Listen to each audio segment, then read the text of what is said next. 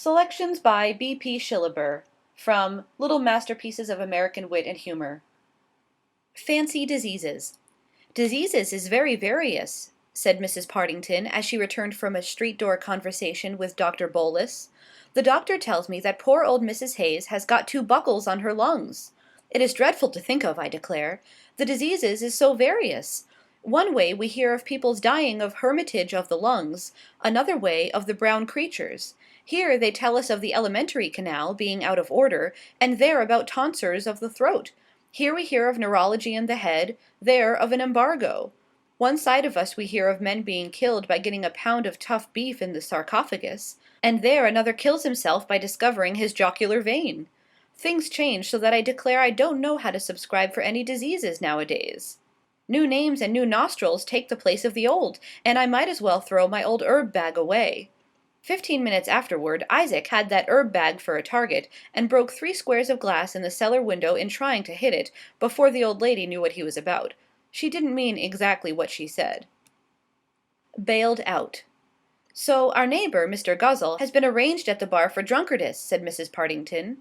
And she sighed as she thought of his wife and children at home, with the cold weather close at hand, and the searching winds intruding through the chinks in the windows, and waving the tattered curtain like a banner, where the little ones stood shivering by the faint embers.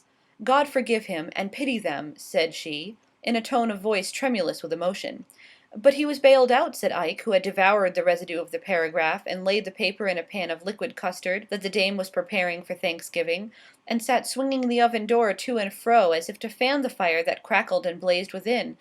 Bailed out, was he? Said she. Well, I should think it would have been cheaper to have pumped him out, for when our cellar was filled, arter the city fathers had degraded the street, we had to have it pumped out, though there wasn't half so much in it as he has swilled down.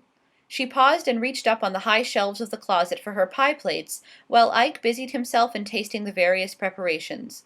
The dame thought that was the smallest quart of sweet cider she had ever seen. Seeking a comet. It was with an anxious feeling that Mrs. Partington, having smoked her specs, directed her gaze toward the western sky in quest of the Tailless Comet of 1850.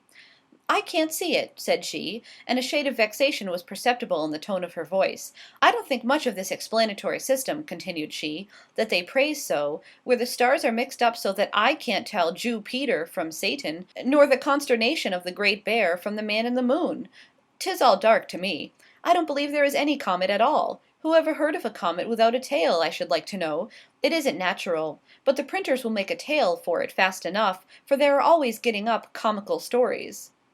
With a complaint about the falling dew, and a slight murmur of disappointment, the dame disappeared behind a deal door like the moon behind a cloud. Going to California. "Dear me!" exclaimed Mrs. Partington sorrowfully. "How much a man will bear, and how far he will go to get the soldered dross, as Parson Martin called it, when he refused the beggar a sixpence for fear it might lead him into extravagance. Everybody is going to California, and chagrin arter gold. Cousin Jones and the 3 Smiths have gone, and Mr. Chip the carpenter has left his wife and 7 children and a blessed old mother-in-law to seek his fortune too. This is the strangest yet, and I don't see how he could have done it. It looks so ungrateful to treat heaven's blessings so lightly. But there, we are told that the love of money is the root of all evil, and how true it is. For they are now rooting arter it, like pigs arter ground nuts. Why, it is a perfect money mania among everybody." And she shook her head doubtingly as she pensively watched a small mug of cider, with an apple in it, simmering by the winter fire. She was somewhat fond of a drink made in this way. Mrs. Partington in court. "I took my knitting work and went up into the gallery," said Mrs. Partington, the day after visiting one of the city courts. "I went up into the gallery, and after I had adjusted my specs, I looked down into the room, but I couldn't see any courting going on.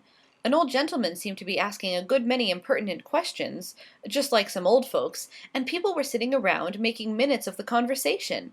I don't see how they made out what was said, for they all told different stories. How much easier it would be to get along if they were all made to tell the same story. What a sight of trouble it would save the lawyers. The case, as they call it, was given to the jury, but I couldn't see it, and a gentleman with a long pole was made to swear that he'd keep an eye on 'em, and see that they didn't run away with it. By in they came again, and they said somebody was guilty of something, who had just said he was innocent, and didn't know nothing about it no more than the little baby that had never subsistence. I come away soon afterward, but I couldn't help thinking how trying it must be to sit there all day, shut out from the blessed air. Apropos of Superintendent Andrews' reported objection to the singing of the recessional in the Chicago public schools, on the ground that the atheists might be offended, the Chicago Post says, "For the benefit of our skittish friends, the atheists, and in order not to deprive the public school children of the literary beauties of certain poems that may be classed by Dr. Andrews as hymns, we venture to suggest this compromise, taking a few lines in illustration from our national anthem. Our fathers' God, assuming purely for the sake of argument that there is a God, to thee, author of liberty, with apologies to our friends, the atheists, to thee I sing, but we needn't mean it, you know. Long may our land be bright, with freedom's holy light. Protect us by thy might, remember this is purely hypothetical, great God, again assuming that there is a God, our King, simply an allegorical phrase and not intended offensively to any taxpayer."